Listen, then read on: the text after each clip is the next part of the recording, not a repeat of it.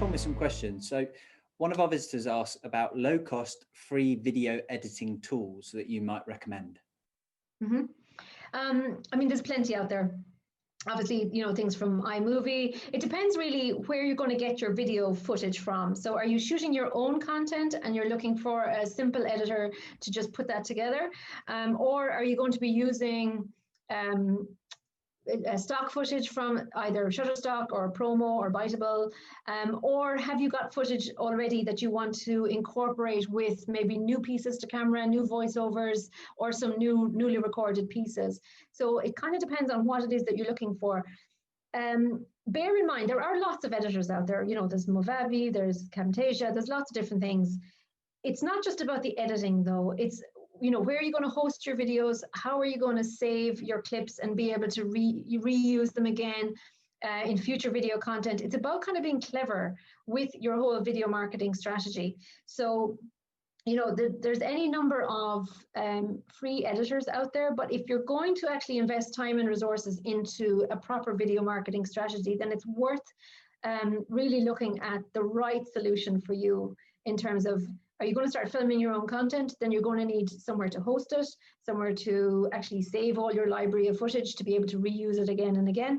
I mean, obviously Video Sherpa is a really good solution, but there are others out there, and I wouldn't say there aren't. So, but I think if you're just starting and you're looking to use maybe some stock imagery, try something like promo.com. Canva has some nice templates. Biteable has some templates. So they're very easy ways. If you're going to use your own content though, then maybe something like Movavi or Camtasia would be a good start. Brilliant, thank you. Very comprehensive answer. For this next one, I'm just going to read it exactly how it's written. I can never get anyone to agree to be videoed. Okay, and I followed up with it and I said, are they camera shy? And they said, yeah, that's exactly it. People are too embarrassed. So how do you deal with that? Maybe in a small company where there's only limited employees that just to select from when you're thinking about video marketing and doing interviews, or maybe how do you even overcome becoming camera shy? Yeah. Okay, I'd say two things there. The first thing is, and I really get it, I really understand, a lot of people, the minute the camera is put on them, they just freeze. They're normally very, you know, effusive and personable, and then they just become quite, you know, stuck, actually. So I would say you don't have to have the person speaking on camera all the time. If it's your colleague, give me an example. If your colleague is somebody who works in product development, say they're a designer, and you can film them at their desk, film them working. What do they normally do? Are they on the laptop? Are they dealing with a client? Are they packaging something up? Get some nice wide shots, mid shots, and close-ups. Remember that rule. Just get them to look straight down the camera and introduce themselves, and then the rest can be done on voiceover. Brilliant. Thanks very much. Again, somebody's talking about Apple Video Editor against premium software tools, but you've kind of spoken about that one, so I'm going to gloss over that one if that's okay. You've given lots of recommendations about great video editing tools, so that's brilliant. Apologies if you already covered this. Sorry, I'm just going through these last couple of ones, Anna, here. No problem. To be honest with you, a lot of them are just talking about video editing. Oh, I tell you what, somebody's asked about drone footage. Have you used a lot of drone footage? How have clients made best efforts of drone footage in the past? Yeah, drone can be really, really good. I think drones should be used subtly. I wouldn't overdo it. It has its place and it can be really effective, but if you are using it over and over again, or there's good quality drone and poor quality drone, let's face it. If it's kind of stopping and starting, you know, that's kind of screams amateurville. So I think using a shorter piece of nice, smooth drone footage is much better than having a 5-minute video of drone that's kind of zzz, zzz, you know, that's really not what we want to see. This isn't kind of, anyway. So I would say in the right context, it can be fantastic. It's great, especially obviously for, you know, if you have a really impressive space, if you have a venue, if you are a hotel, if you are some kind of leisure facility, obviously it's brilliant. I think it can be lovely to guide someone towards the door of an event. So, you know, if you're having whether you want to show someone your venue or bring someone into your event or lead somebody, it can be lovely to bring them up to the door and then cut away. I would use it sort of with restraint, shall we say. Okay, excellent. The questions are literally flooding in. It's like when you ask a question, suddenly everyone else starts asking them. So like I say, we have got a little bit of time. It's the end of the day. So as long as Anna's happy to stick around and answer these, I'm happy to keep going. Sure. Is that right, Anna? Yeah, of course. Cool. And just before I do that, if anyone does want to continue the conversation, we have that poll. Just type yes, please, or click the yes, please button in the poll, and I can pass your details over if you want to have a bit more of a detailed discussion with Anna about it. There was one company that said they were a small food business, food manufacturer, food distributor, I believe. And they're struggling for content ideas outside of just food. And I feel like if they're going to, publish social media content full of video, all they're showing is food and food and food and food. How do you suggest that people get a little bit slightly further removed and start to focus on other content? And what would some ideas be for that?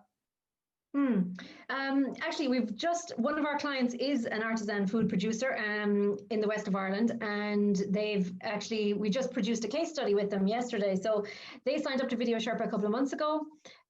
They started creating their own video content, and they just did a big campaign, and their online sales have gone up by 500% with their video campaign. So it's such an effective tool. Now, what they did was they created a series of different videos. So some of them were looking at the produce. Actually, they grow a lot of their own. So it was walking through the gardens, walking through the tunnels, showing actually the kind of the love and the care that goes into the produce. Some of the videos were how to use their produce. So it was using their chutneys and jams and stuff in recipes, and it was creating some recipes around that.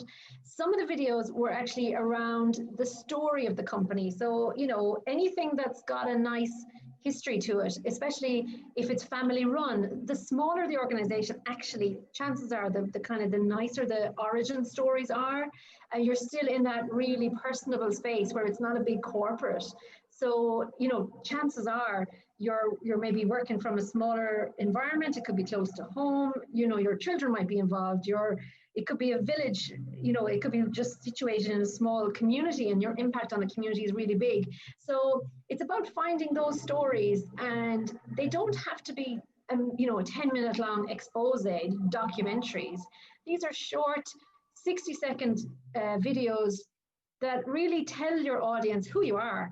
And what are you doing, and why do you love it, and why would they buy your produce rather than somebody else's? So it doesn't always have to be just about the product. It's about the team and the love and the idea and what it is you're trying to do in the world, I suppose. Okay, and they do keep coming in. So we've got another question for you, Anna. Most effective platform to publish in order to achieve the highest impact. So you've got a great video, but where do you put it? Well, that totally depends on your audience, and I think this is why people need to sort of think about their audience first and foremost. So who are they? Where are they? Are they people who are going to be on LinkedIn all the time, or would they never be on LinkedIn? Are they going to be on Facebook, or are you going to share these videos through an email campaign with them? You need to understand where they are, because the different platforms then have different, there's different strategies depending on the platform. So how long your video will be, what day of the week to publish it, what time of the day to publish it. A business platform like LinkedIn obviously is very effective at different times of the week than something like Instagram, where people are scrolling on it in the evening time watching television. So think about your audience. What do they know already about your product and about your company, and what would they be interested in? Some people don't give a hoot about the company. They only want to know about the benefit to them, whereas other people, they are very much making their purchasing decisions based on sort of integrity, social benefit. And so the company story is a lot more impactful there. So really it's all around the audience and what it is that they want to see and where they will be. Okay, great. I really do just want to cover off these last few questions because they're coming in. And I think it makes some really good, interesting discussion. So talking about length of video for each platform that you mentioned there, I mean, is there some sort of rule that, okay, LinkedIn deserves long form content, Twitter deserves short? How do you vary that up? Or is it a case of literally keeping it varied? Yeah, I mean, definitely different platforms will, there's an appetite for different length of content on different platforms. And also, obviously, some of them have their own cutoff point, like Twitter, it's 2 minutes 20 is the max you can share. You don't see an awful lot of video content on Twitter, and what you do see tends to be very short, and it's directing somebody to a longer form piece of content. And this is something that really people should think about. So when we create content, we would often create a little trailer. So if I have a 3-minute tutorial on something, I might create a 10-second trailer, and I'll share that on social media with a link to send people to the full video, which is going to sit on our YouTube channel or our Vimeo channel or whatever. So definitely there seems to be a very big gap between anything under a minute. You're going to see a big drop off rate after 60 seconds. We all know that. But actually tutorial videos and how-to videos, there is an appetite for slightly longer form, and that's been growing over the last year or two. So on YouTube in particular, you can have tutorial videos, how-to videos that are comfortably up to 10 minutes long, that people will happily watch because they're learning something. But in terms of sort of social media content, definitely you need to keep it sub 90 seconds. Sub 60 seconds really is the most effective. Brilliant. And this is the last question we're going to ask today. And I'm going to kind of cover off two with it. One person's asking about animated videos to show company stories rather than filming live stuff. The other colleagues talking about using time-lapse video within their production. I mean, what do you think about different levels of content? Is it again back to audience, or is it more to do with the way your company's set up? Or I think in both of those instances, like a time lapse can be really good, obviously, to show progress over time. It's kind of novelty. You're not going to create a whole series of time lapse videos. I don't think. I'd be struggling to think of a good reason to do that. Because obviously a time lapse is sort of the start, the middle, and the end. It's achieved, it's done, progress has been made. So obviously you see them a lot on construction sites, or outdoor events being created and stuff like that. So yeah, they can be really good and novel, but I don't think you're going to build a strategy around them. That's a kind of, if you're looking at a video marketing strategy, you might do one time lapse event just to show something coming together, but then you kind of park it. It's also not terribly okay. What my biggest piece of advice to everybody today, if you're going to really seriously look at video marketing strategy for next year, you want to box clever, and you want to make sure that all the video content you're creating is going to work as hard as possible for you. And that means whenever you're filming, make sure that video footage can be used in multiple different ways in different videos. So you're not starting from scratch every single time. So because of that, what you want to do is to film content, film interview pieces to camera, whatever, that you can repackage and put together in different ways for different platforms or different audiences or the slightly different message. And so that everything is kind of working really, really hard. What you don't want to have to do is start every single video from a blank page, and every single clip has to be filmed every single time. Now, occasionally, a time-lapse video or a lovely piece of drone footage, will work, and you might be able to incorporate little bits of that again in 1 or 2 videos, but they're not going to have the same repeatable power that you might find with other types of footage. So I would just, bear in mind, they have a place, they have a context, but you're not going to be able to use them again and again and again and again. And they do kind of date. In terms of animated videos, I think they're really good at the start. You'd see a lot of companies maybe do an animated video to talk somebody through a process, or, this is Tom. Tom has a need, that kind of thing. And again, they have a place there, but you need to then build on that. So somebody has watched the animated video, happy days. Now they want to learn more. Now they want to learn, well, who is the customer and who benefited? And they want to see customer tutorials, or they want to see, testimonials. Like, they want to hear from a real person. And I think an animated video is great. Maybe when you're starting out, you mightn't have a platform that you can show people, or you might have the product finished, or, there might be some reason that you don't have physical stuff that you can film. But then after that, you need to move past it and show who the people are, who is the face behind the company, who really are the people involved in the brand, and who are going to deliver this benefit to you. So animated video, again, it has its place. It can be very, very, very effective for what it does. But again, you're not going to create an animated video once a month and keep getting that kind of engagement from it. Anna, this is so funny, but my socially distanced colleague here who's been watching your presentation passed me a question on a post-it note. So that's obviously how powerful your talk's been. I've got socially distanced people in the office that pass me things, and it basically is asking yes or no to auto-run videos. When you arrive on a landing page and that video kicks off without you asking, maybe with some sound, what are your thoughts? What's your opinion? Yes to auto, no to sound. Done.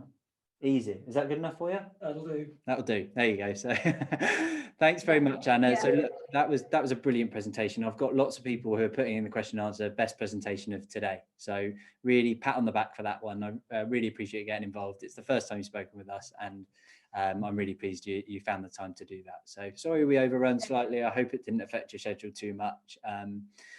Thank you everyone that visited the event today. That was our last presentation of today. I hope you enjoyed all the talks. As I mentioned, we run these monthly. The next one's on the 8th of December, where we'll have a totally fresh set of content to hopefully help you guys start 2021 with some positive marketing vibes and some good campaigns and plans. So look after yourself, everyone. I hope you stay safe. Thank you so much again, and I hope you enjoy the rest of your day. Thanks, everyone.